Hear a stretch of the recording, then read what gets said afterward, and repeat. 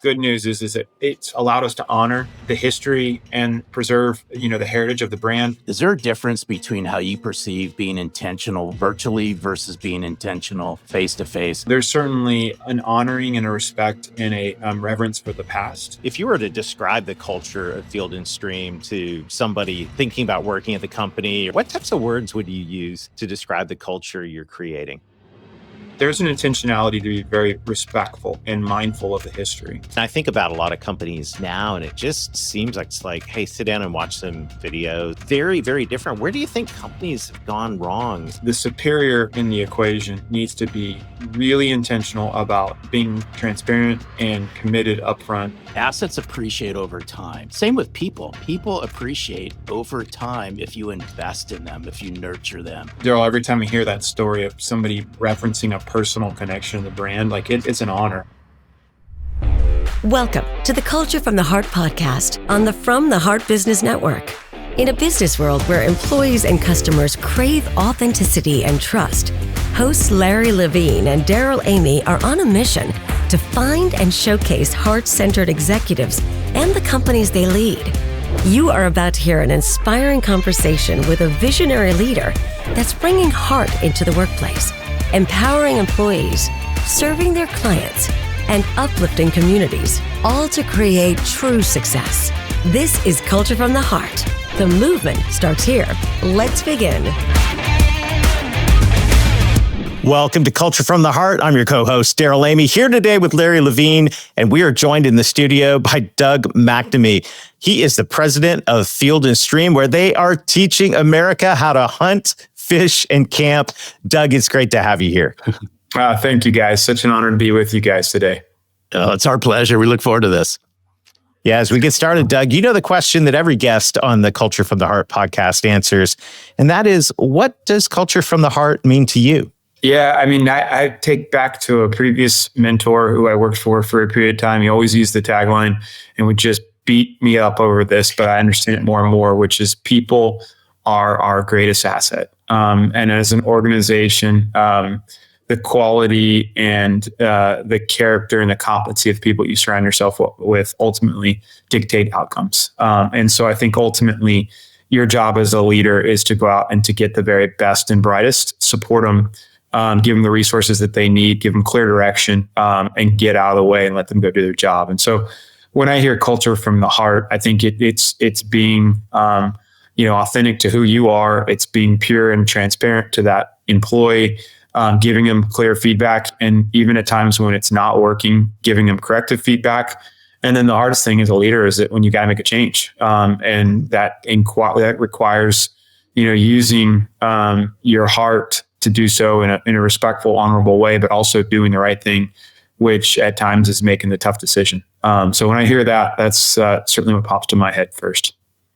No, this is wonderful, Daryl. We're going to have a great conversation. I just have to touch on this because I'm glad you brought, one of the very first words you brought up was people. And I know if you invest in your people, just like assets, right? Assets appreciate over time. The assets, depending on the assets you all acquire. Same with people. People appreciate over time if you invest in them, if you nurture them, if you help them grow. It comes back tenfold. So I'm glad that you brought up people. It was like the very first word you said, Doug. Yeah. I will tell you, I think I say often that employers show their true colors, their character, as they onboard an employee, and employees show their character as they transition and exit from an employer. And what I mean by that is that there's a pendulum where when you're bringing in an employee in, to give yourself and give that employee the greatest chance to be successful, it requires investment on the front end. And that is in the form of time and resources to give that person clarity and training to be successful, certainly as they grow older and more professional and, evolve in their skill set. It's a different kind of training that comes with it. But candidly, for the company, early on, the employee, if you're doing it right, is getting the better end of the deal. And then I think ultimately as you go and that employee continues to grow and to your point, Larry, like the ROI of the employee starts to develop.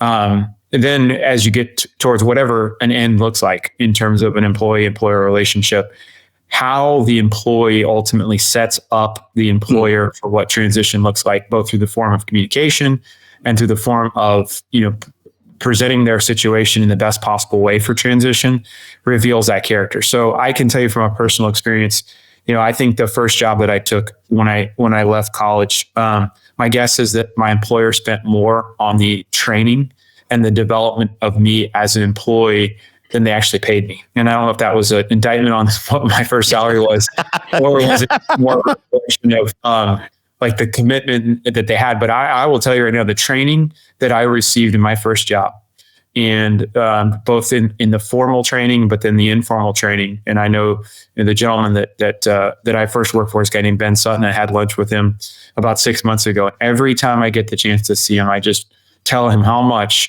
I appreciate that training, the first job that I had, and how many times now, 20 plus years later, in a different level, obviously, that I reference something that I learned through the training of that first job. And it's something I'll always be indebted to and grateful for. And it reminds me of the responsibility that we have for bringing on employees, whether they be a senior C-suite leader or it's an entry level. It looks different, but the investment in those employees early on, especially, I think is essential for a company to be at its most success. And it's hard because you just want to see results. You don't want to put the work in to get that person in the right spot. Excuse me, but it's essential for them to be able to be long-term what you need them to be. Yeah, Doug, I'm reflecting back on my first job as well. And 30 years ago, there was a lot of training, a lot of face-to-face. In these places, I spent, a week in Fast Start camp. I remained friends with a guy that led that camp. I'm still connected to him. We ping each other every so often. And I think about a lot of companies now, and it just seems like now it's like, hey, sit down and watch some videos and, and all of that. Yeah. Very, very different. Where do you think companies have gone wrong as of late when it comes to onboarding?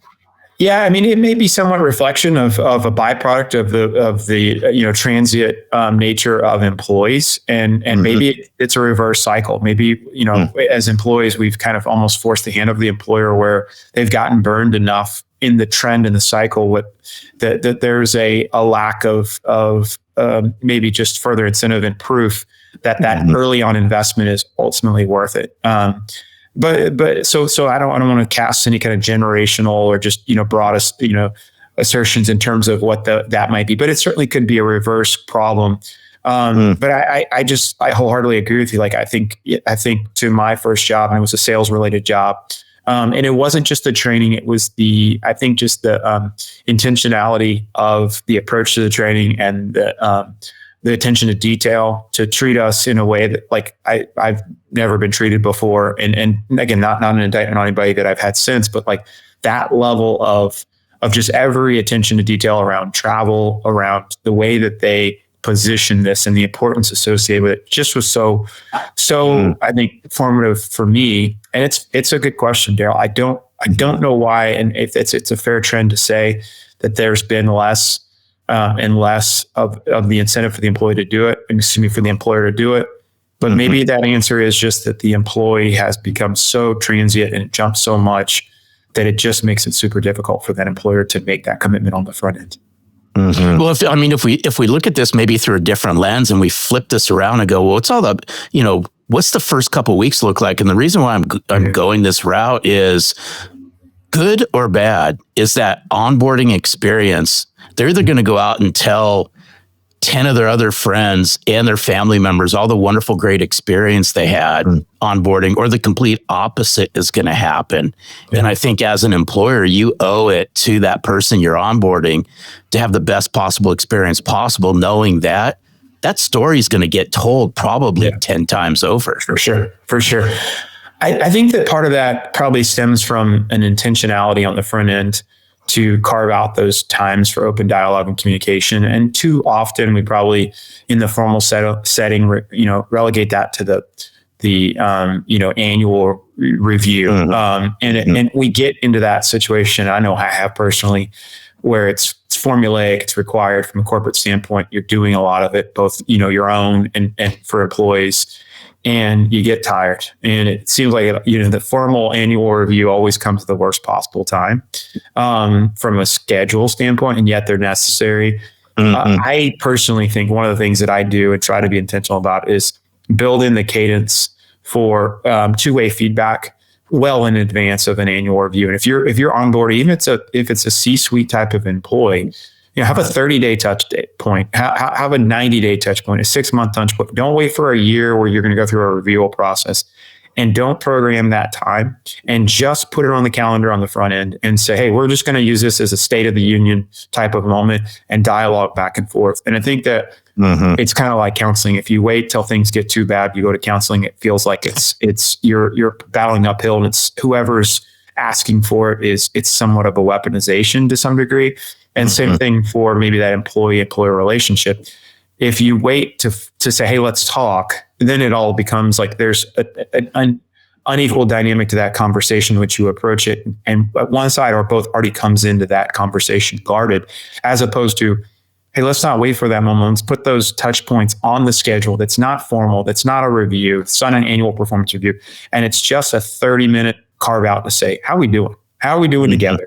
And that could be the CEO talking to the CMO, or it could be an entry-level employee getting direct, feedback from the person that's both above them. But I think that I would argue is so important to do on the front end, and it's equally beneficial to the person that's receiving it upward as it is going down. Like, take a moment to get, how am I managing you? Because at the end of the day, I need to adjust my style to ensure that it fits what your needs are. So like that may not necessarily naturally fit itself into an annual review, but it's important. So let's carve out time and do that regularly throughout the year. So true. So true. Well, we'll be right back in just a few moments. Don't miss what's next right here on Culture from the Heart. At Culture from the Heart, we believe that leadership starts with putting people first. That's why we've partnered with Learn It, a trusted name in live learning for over 30 years, to bring you an exciting opportunity. 45 days of free, unlimited training for your team for groups of 5 or more. This isn't just another training program. It's a chance to build a learning culture where your people feel seen, supported, and empowered. Did you know that 94% of employees are more likely to stay with companies that invest in their development? With Learn It, you're doing more than offering training. You're showing your team they're at the heart of everything you do. Learn It's live, expert-led courses cover essential skills like communication, emotional intelligence, and collaboration. Tools that drive not just retention, but true growth and connection. Ready to take the next step? Visit learnit.com/culture to claim your 45 days of free training and start creating a culture where your people and your business can thrive. That's learnit.com/culture. Start leading with purpose and empowering your team today.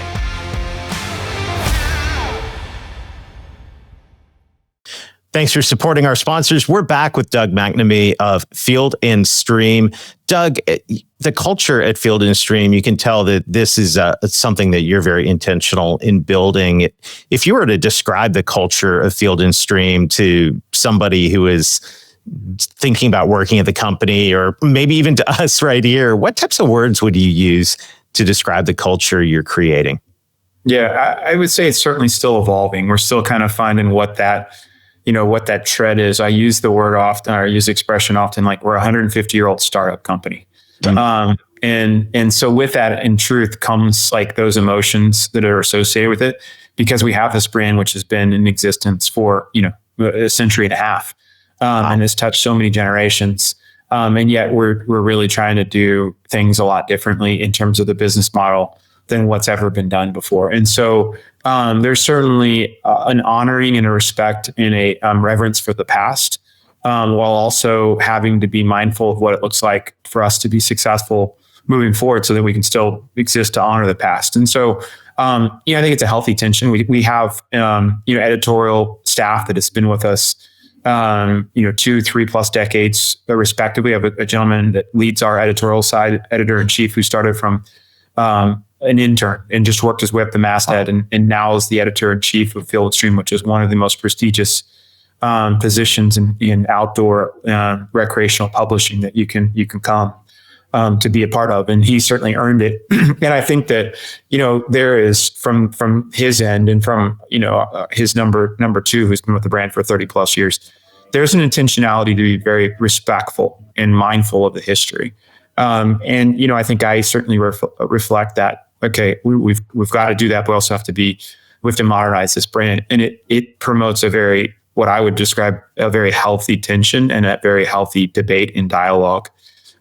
Because there's just things that the brand can't do and should not do. And, they say trust is earned, in nickels and spent in $20 bills. Like you make a couple missteps and it ruins, decades of diligence and intentionality. So, we're fully remote. We have all 4 time zones covered, and that's a change for me personally from a leadership standpoint. And we probably could do a whole show on that, just in terms of like what that means. And, we have to be intentional about creating those touch points, and we try to, but the Zoom can only do so much in terms of the connectivity. And so if we're not intentional about calls and in-person time, then I think it's even more of a challenge. But to directly answer, a long answer to a short question, Daryl, I think it's evolving. I think that, it is, an interesting contrast of looking for new ways to do things and disrupt, what is somewhat of a challenge industry right now, while also being super respectful and mindful of the history and nostalgia that the brand carries. Hey, Doug, inside your what you just shared, you used a couple words, and I'm hoping that you can just elaborate on it, because you used healthy tension a couple times. What's that look like? Yeah. Well, first of all, I think the superior in the equation needs to be really intentional about being transparent and committed upfront and saying, hey, I want to give us a safe space, and I want you to feel strong enough to push back and to be firm, and to challenge. And when it's enough, it's enough. Like we'll say it, and we'll just say, okay, we've had the space, like it's enough. But like, I want to give us the room to really spar and to not get in an equitable kind of power dynamic where it's, who's got the, it's the highest ranking person in the room opinion. And there's this always an inequitable dynamic in a debate. Like, let's get on the same level and commit to hash this out and understand at the end of the day, we got to make a decision. And that's ultimately up to me or whoever is that person. But for a moment, we're going to truly get on that same level, and we're going to give each other room to spar. And I think that you could say that it doesn't matter unless you're intentional about giving that space and, truly listening and trying to understand, empathetic listening, what that individual is trying to communicate, and then being intentional about how you articulate where your position is. But I would just, reiterate, like, it's delevering the inequitable nature of sometimes of a power structure of a work environment and saying, hey, we're on the same page. We're on the same level right now. Let's go back and forth. There's a level of decency and human respect that we have to give each other. But like, you can challenge right here. And when it's over, it's over. And I'll tell you it's over. But until then, we're going to go at it like we're on peers, and we're going to be willing to spar until we do what's best for the organization. I love that. I love it. Sitting here remembering back, looking forward to getting Field and Stream in the mail as a 10-year-old, and many, many decades. So that would be for me, that'd be the early 80s, the first time I had Field and Stream. And obviously, the landscape of publishing has changed a little bit since the 80s and continues to evolve rapidly. How does innovation, how is culture affecting innovation in terms of what you're doing? What role does that play? Well, first of all, Daryl, every time I hear that story of somebody referencing a personal connection to the brand, like it's an honor. Yeah. I loved it. That we take seriously, and we're reminded of like another moment for the conversation of like the power of nostalgia. And the role that we carry in being the steward of that. So first of all, thank you for sharing that. It never gets old, and what motivates us. as far as how we move this forward, being a native print publication, I tell folks that us bringing back print, which is the first thing that we did. It was published from 1895 to 2020, so it went 125 years. It paused. We bought the publication, brought it back under one roof, and in 2024 we started the magazine back, which we refer to it as a journal. And I tell folks, like, you starting a magazine in 2024 is like saying, I'm going to start a rotary phone company. You're like, do you want to die? Do you want to be out of business soon? It's just not, it's not necessarily the trend. And so we knew we had to do it differently. It used to be a 12 times a year publication. It went down to 10 and ultimately to 4 before it stopped. But publishing in the past was you filled that thing up with as many ads as you possibly could. You made it as cheap as you possibly could. You tried to sell some subscriptions, but ultimately at the end of the day, the ad game was the play. And you hoped when all the smoke cleared, you'd made a few bucks. We didn't want to be in that spot, and we didn't see it as the role for the publication to return in that way. So we're very different. It's twice a year. It's an oversized book. It's it's a 10 by 12. So it's a larger publication. Minimal ads. We have 25 ad pages out of a 170 page book. So it's about a third of the ads of what you'd find often in another publication. Really thick paper, beautiful photography. We think the best in class in terms of editorial content.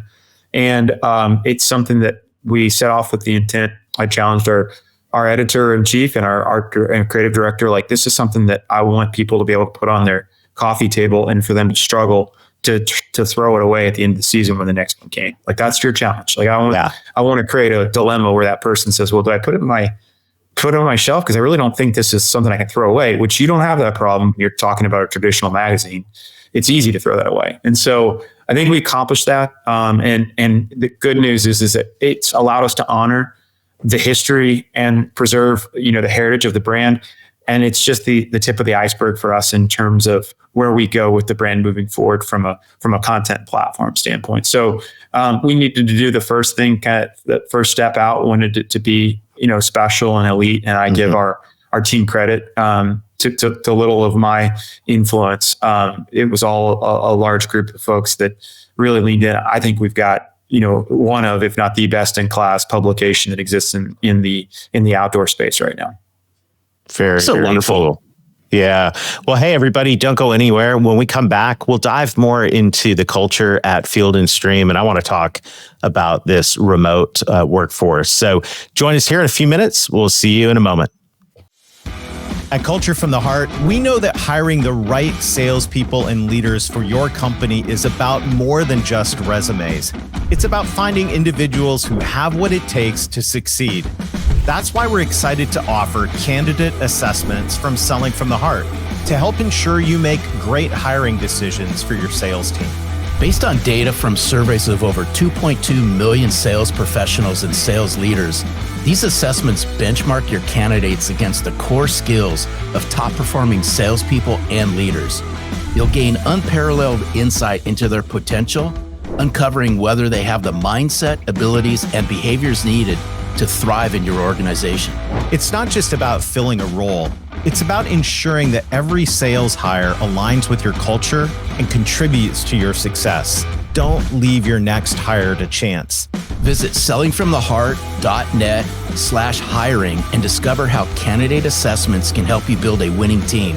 Make your next hire with confidence because your business deserves the best.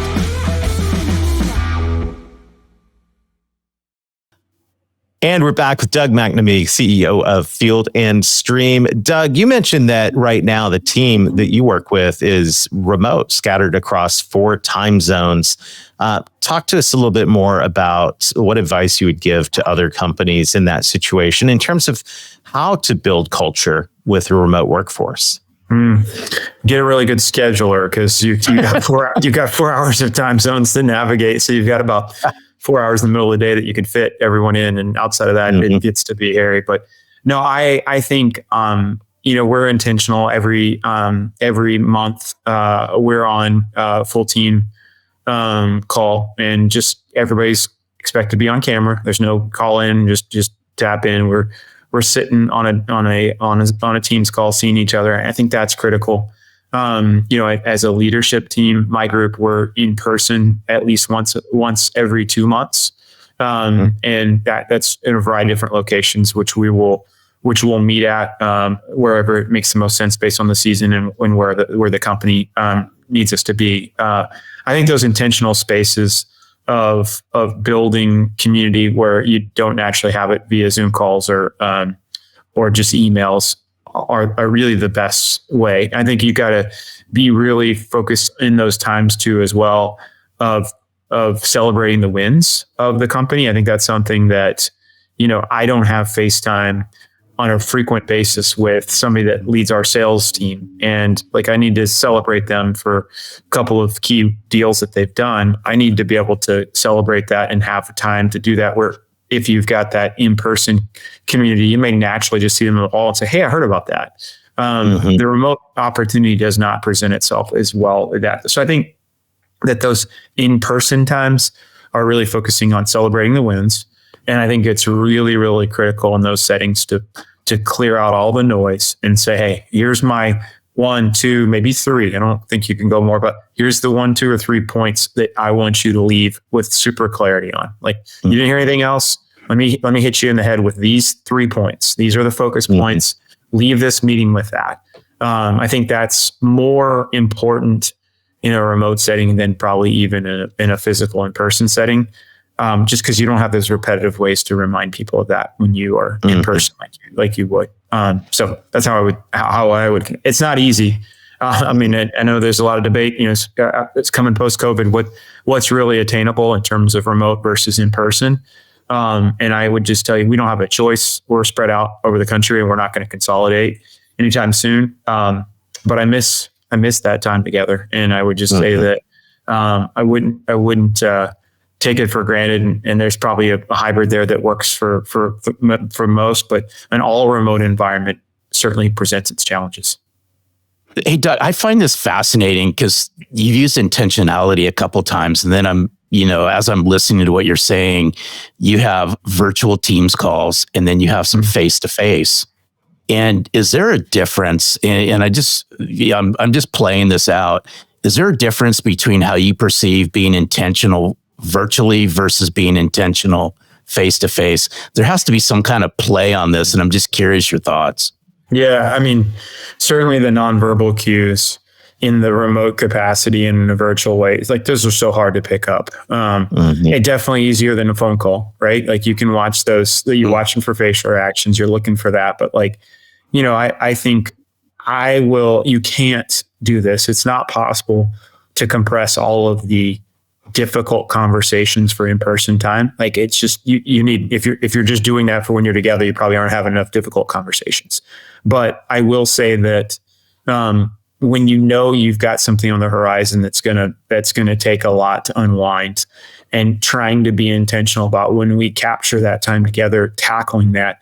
At the same time, though, Larry, the dangerous thing on that is that if you're not careful and you force all of that, those challenging conversations into the in-person time, if you don't balance that with those celebrations and you don't balance that with maybe some lighter material, I think you can create a dynamic where your team almost comes to dread that because they know it's going to be an intense time. So I think that it requires balance, but I certainly think that even in the in-person time, you've got to celebrate, and you've got to, at the end of the day, also acknowledge the work that was done, even if it's hard.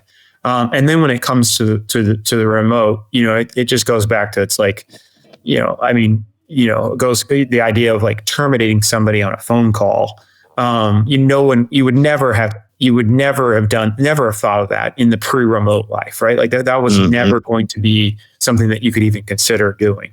Well, the truth of the matter is that when you're in remote, like, do you want to get somebody on a Zoom call to say, hey, this isn't working, we need to get on a Zoom call and essentially end this relationship? That feels challenging as well too. And a in-person meeting may just not be possible.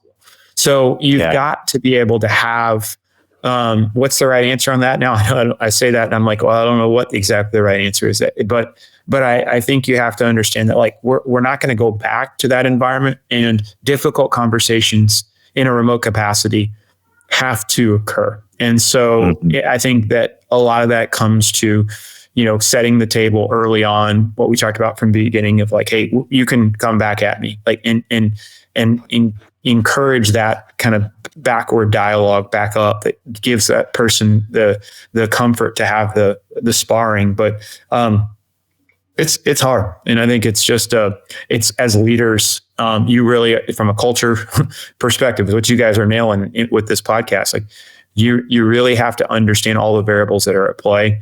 Because I'm sure that when you test the culture component of all remote environments, if there's not intentionality in terms of the way that you connect with other folks from a remote perspective, you're gonna struggle on the way that the company and the team ultimately rates you.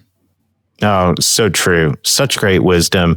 Doug, thank you so much for sharing time with us today. I think that Field and Stream has been a big part of American culture.